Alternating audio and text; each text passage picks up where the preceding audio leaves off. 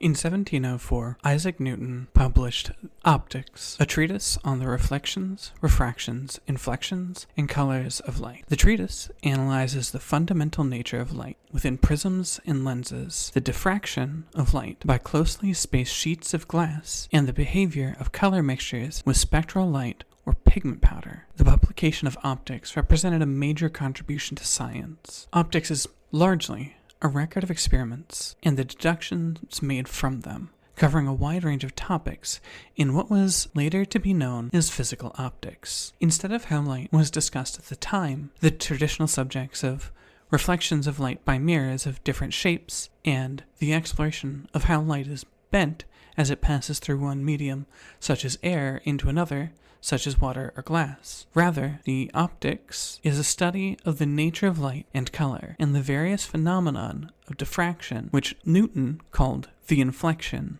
of light. On July 2nd of 1870, we got an excellent artistic depiction of this in Harper's Weekly on page 417, which, if you found it where I did on MIT Museum, they definitely say page 423 instead of 417. They were wrong. Fix your shit, MIT.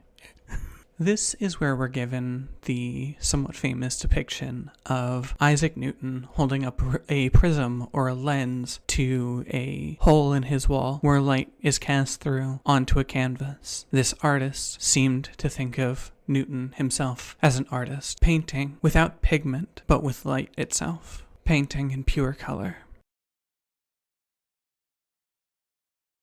It bends not light but manner, aligning its chaotic currents into the sharp angles necessary for the mystic's purposes.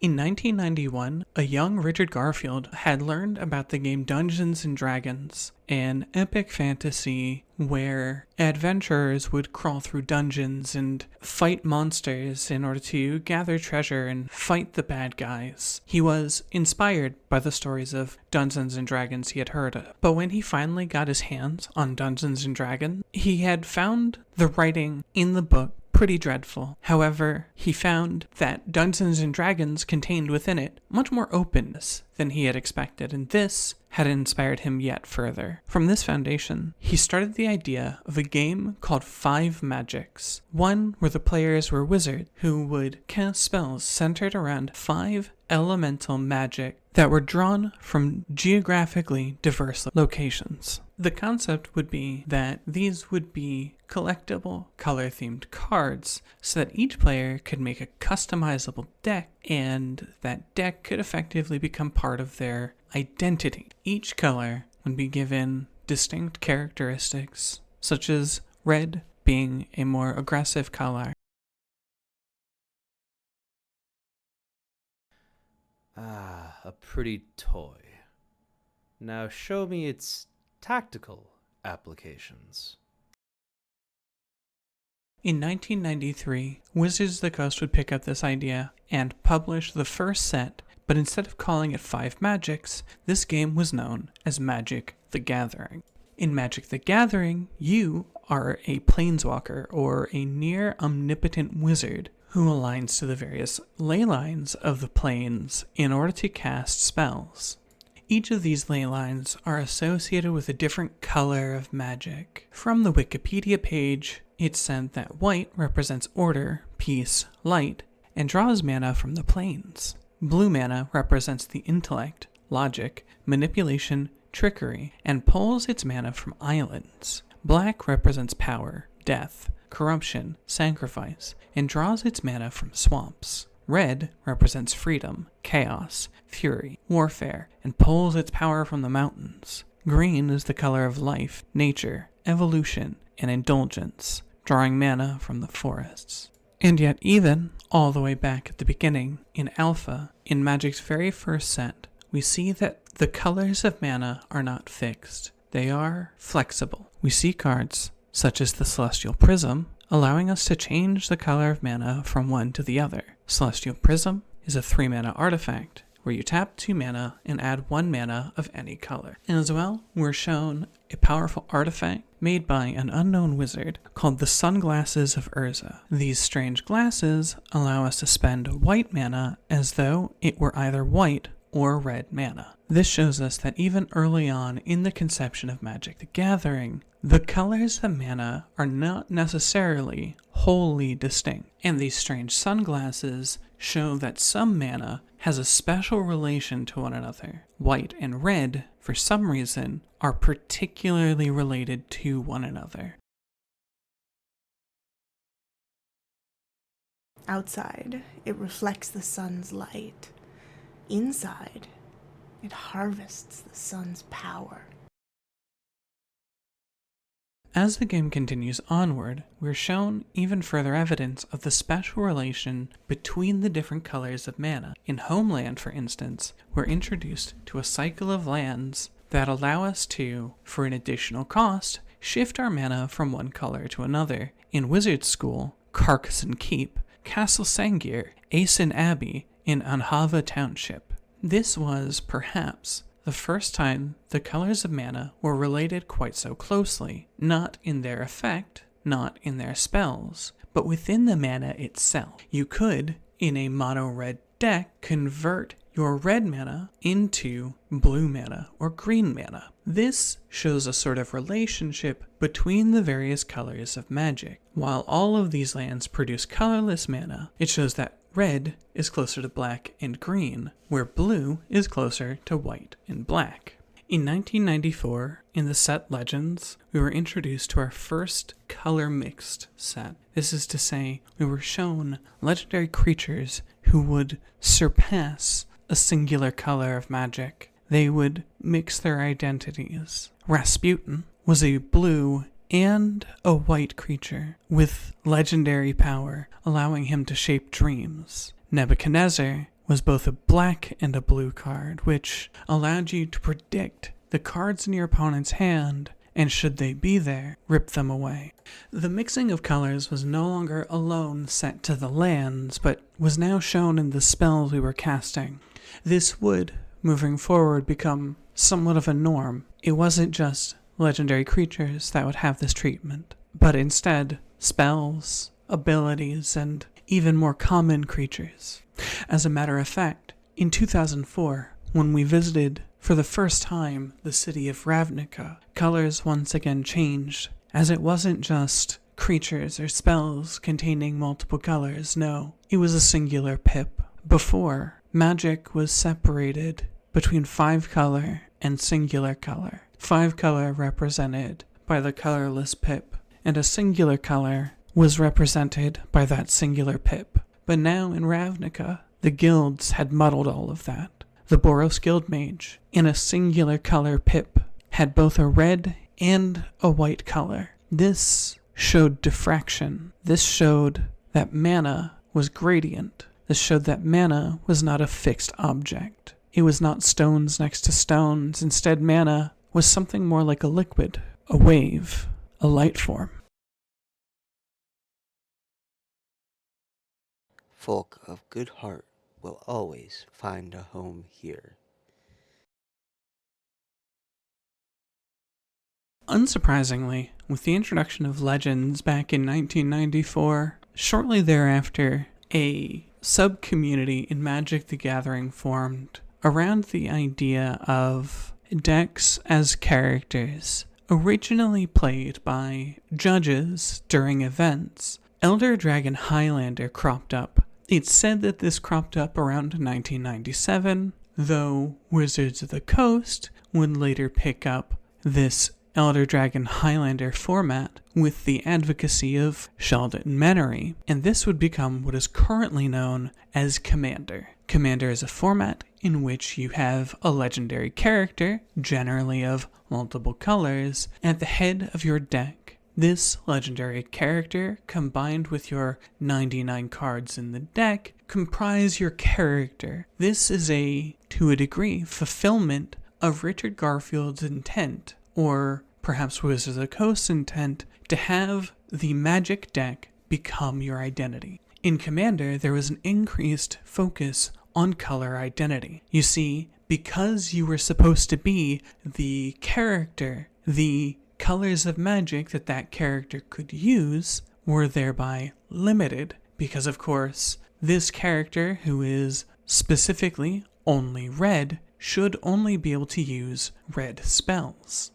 Jaya Ballard, a renowned pyromancer, it wouldn't make sense for her to use memory-altering spells. Why? Well, she's a pyromancer. She is the red-aligned wizard. And so, with the alignment between character and player set more in stone, that is to say, the legendary creature being a stand-in for who you are, the color identity came to mean something a little bit more and more personal. Fulfillment of color identity started to become a fulfillment of identity. This item is not from now.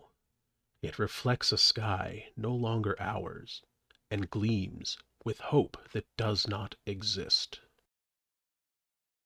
So here we are, about 10 minutes into the video, where I've recounted the history of color in Magic the Gathering, and I'm sure at this point you can, at least to some degree, understand what this video is. Talking about optics, the study of the color of light, talking about the history of magic and its relationship to color. You see, I think there's something wrong with how color is represented in Commander. 10 minutes into the video, yes, this is a video about the proposed hybrid mana change put forth by Gavin Verhey for the Commander format. I want to make the case that there is something missing from Magic. Like I said, when Legends was created, the multiple colors of Magic went from being on lands to being on legendary creatures. And that was an interesting moment. Before it, you couldn't possibly have a commander. There was nobody who had multiple facets of magic, all as you might like. Wardzel or Fumil may have learned white and black and green magic, but these characters, they could have never been fulfilled. In Ravnica, we were given an answer. We were shown the first traces of something which was neither colorless nor colored. It wasn't a single color of mana. Instead, we were shown something that fulfilled a part of a philosophy started in Alpha with the Celestial Prism and specifically with the Sunglasses of Urza. The Boros Guild Mage was a fulfilled promise from the Sunglasses of Urza. The Sunglasses said, you can spend white mana as though it were white or red. And the Boros Guild Mage listened and echoed over a decade later, yes, you can spend white mana as though it were white or red for me. This philosophical change to how mana worked meant that mana wasn't relegated to one color or 5 colors. It meant that the pips on a card no longer looked like one or all. You could now reflect a mage who had magic that was white and red, but was not either white or either red. This gives a lot of texture to the world of Magic the Gathering philosophically.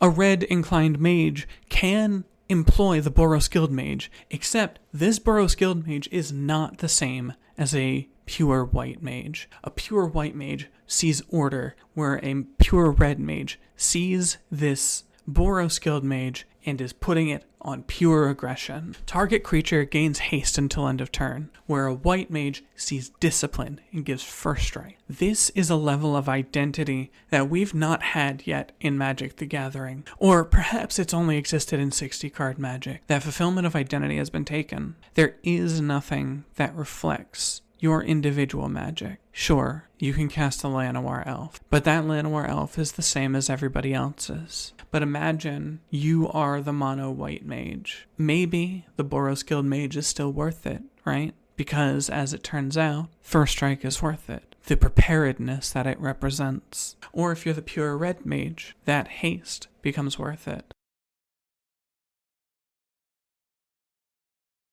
After all, why should one limit oneself to the resources at hand?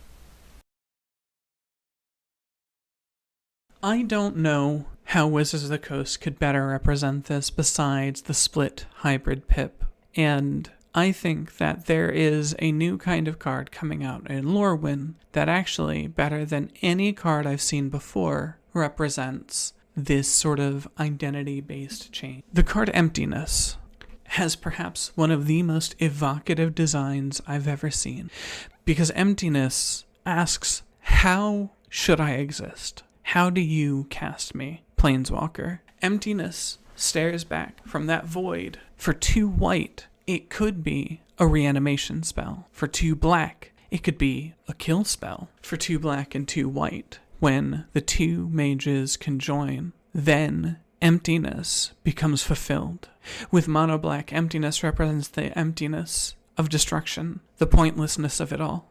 In mono white, Emptiness represents the emptiness of the grave, from which you have taken the body and given it life. You have taken the emptiness of death and filled it. But for 2 black and 2 white, with the combination of these 2 manas, you have fulfilled emptiness itself. Once broken, who knows what worlds might grow from its shards? This is more a philosophical change than anything else. I don't know what Sheldon Mannery's reasoning was for not changing the hybrid rule before. We know that this has been an ongoing discussion within the previously existing Rules Committee and Wizards of the Coast. But I would like to put forward that there is something to be gained philosophically, story-wise, for the Vorthos, for the hybrid mana change. Not speaking for a moment to design. Instead, we can look at a card. The cornerstone of my argument has been a card called Balefire Liege. This, to me, represents kind of the perfect amalgamation of what hybrid mana could be. This doesn't require any mana pips in the ability, so if the proposed hybrid mana change goes forward, Balefire Liege would be 2 mana of any color, 3 either red or white mana, and other red creatures you control get +1/+1, while other white creatures you control get +1/+1. These, of course, can stack if you've combined both kinds of mana. But the truly unique thing here is that whenever you cast a red spell, it deals 3 damage, and whenever you cast a white spell, you gain 3 life. This is, in my mind, the true fulfillment of identity that is currently missing in Commander. Balefire Liege represents 2 people holding the same spell, the same principle, from different perspectives. The white mage sees Balefire Liege as a symbol of hope, one that they grow with, where the pure red mage sees it as power and destruction. Both armies are empowered by their liege, but in no case could either side say that this was the same creature, except when you look at it on board. I know that we have cards that when you cast spells gain you life, and when you cast spells deal damage to your opponent in the separate colors, but the Balefire Liege is different because it is the same card in these 2 different situations. It is the perfect example of the sort of Ludo narrative that we have had go missing. Again, that fulfillment of identity, both from before Magic's original release and during Commander itself, where your commander became the fulfillment of identity. I don't know if I necessarily care if the hybrid rule gets changed, is the thing. I do think, however, that Wizards of the Coast needs to be able to create cards where the identity of spells is split precisely in a more nuanced way. People often gesture at the New Capenna legends as like, ooh, these would be a huge mistake. You have Agnes, who in this case would be mono green, and that doesn't make any sense. And it's true. Agnes doesn't necessarily make sense in a mono green deck. It would be a bit confusing, really, to see Agnes in somebody's Marwyn deck, right? But something should be there, right? Something should exist that says, hey, when you attack with a green creature, something happens. But this same object's like, yeah, but if you attack with a black thing, something else happens. Because this is, in life, this is sort of how philosophy works. We'll take the same ideas, the same principles, but we reflect them through ourselves. We are the lens through which the light gets cast. In Optiks, Isaac Newton wanted to report on how he saw light being reflected through various surfaces. He wanted to see how the light would change, how it would mix, how it would diffuse from one another. He would decay the light into its separate parts, because the light itself, it was all one thing. And what he saw was a gradient, what we often have depicted as a rainbow. And we still like to think of the rainbow as having very solid colors, but I've not really seen it like that. The rainbow is a spectrum. Sure, each color exists separately, but they're mixed in the middle. And I think it'd be great to see that mixture happen in Magic. I think it'd be great if you could have the duck-rabbit distinction occur in Magic the Gathering itself. This would be an interesting thing, and specifically in Commander, where identity is the point. The whole point of Commander is that identity is central to it. I'm going to take a moment to talk about another little format that cropped up along the way. It's called Clover. It uses a commander just like Commander does. I don't know anything about Clover, except for one post I ran across that really struck me. An old Magic player asked the question, well, why do you use a commander at all? And somebody, not the creator of the format, responded, why would I want to be me when I could be her? And that, to me, is the core of Commander. It is about identity expression. And to see that expressed in its ultimate form, where two players have on the table a card, the same card, being expressed in different ways, that to me sounds amazing. It sounds like a more textured and nuanced version of Magic, the kind of Magic that I'd always wanted to play. Sure, there will be less diversity in cards, but there would be more diversity in how the individual card function. 20 years later, we could call back to the Sunglasses of Urza and be like, yeah, I guess you can spend white mana as though it were white or as though it were red. Thank you for listening. Hey there, everyone. I just wanted to take the opportunity to thank the handful of people who helped me out on this project, offering their voices and support and so on. So I want to give a shout out to Harmless Offer, a Instagram creator, to Jamar Game Design, JanePlaysMagic, and Dustin of EDH Hooligans, who all offered their voice to this project, as well as my friends Beamtown Artisan and Reno St. John, who both had the hybrid mana debate with me, and who also had their voices in this video. Also, I want to shout out that last Blue Sky post that I mentioned. Again, it really is a big inspiration for me. Zoe has been in the Magic space for a pretty short period of time, but she's had some pretty good impact, and just the statement, why would I be me when I could pretend to be her, that one really hit me. And seeing the exchange between her and Shivam was amazing. My head really hurts, but I wanted to thank everyone for watching, and if you're interested in discussing the hybrid mana thing, I am interested in discussing it more with folks. I wanted to put this out there because I hadn't seen many good arguments in favor of changing it. So yeah, thank you for watching. Maybe subscribe if you're interested in potentially seeing more from me. I have a few other ideas to put out there. In the meantime, though, thank you again.